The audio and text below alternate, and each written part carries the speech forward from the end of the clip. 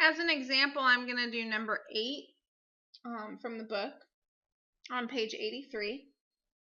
You were given a handout in class to help you figure this out. And you have to sketch the derivative graph on a copy of this graph. Okay, so I have the function, whatever this function was, okay, and I have to sketch the derivative graph, okay? This function looks to me like it might be a quadratic, right? It kind of looks like a parabola. So if you've caught on to the pattern happening, that means that my derivative function is going to be 1 degree less.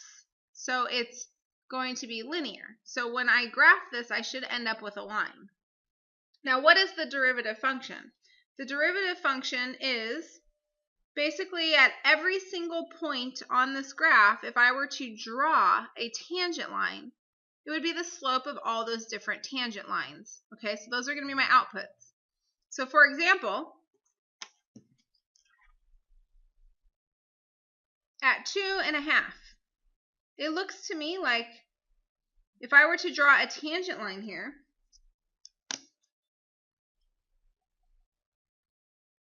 it would be a horizontal line, and the slope of a horizontal line is 0, which is why, and this is usually what I find first, I always look for where would I draw a tangent line and get a slope of 0.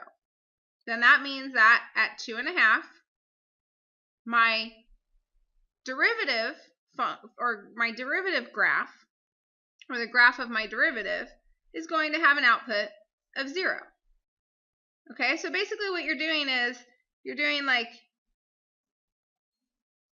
whatever your x value is, and then your output is whatever the slope of the tangent line is at that point. Okay, and that's what really your f prime of x. Okay?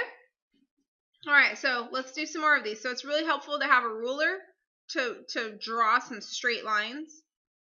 Okay, so I might look at a few points here. I'll start over here on the left. How about if I look at -3? So if I go here and I draw a dot and I try and draw a tangent line, I'm now going to take the slope of this tangent line. So I need to look for a couple of really good points on that tangent line. So this one might be one, and it looks like this might be one, which tells me that the slope of this tangent line is rise over run. So 1, 2, 3, 4 over 2. Okay, so when I'm looking at -3, the slope is -4 over 2, or -2. So for my derivative graph, I'm going to have at -3, I'm going to have an output of -2.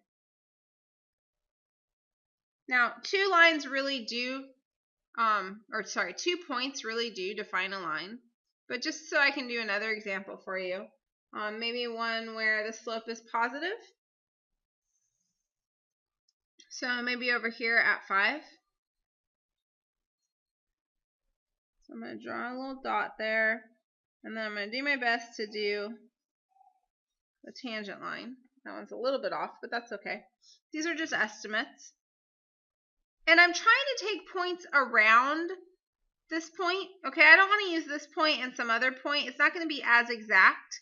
Okay, so remember like the symmetric difference quotient? Okay, so you want a point, maybe to the left of it and a point to the right of it.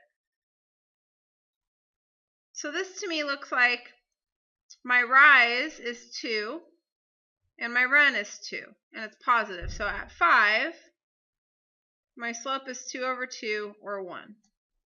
So at 5, my output will be 1, which actually matches with my graph perfectly.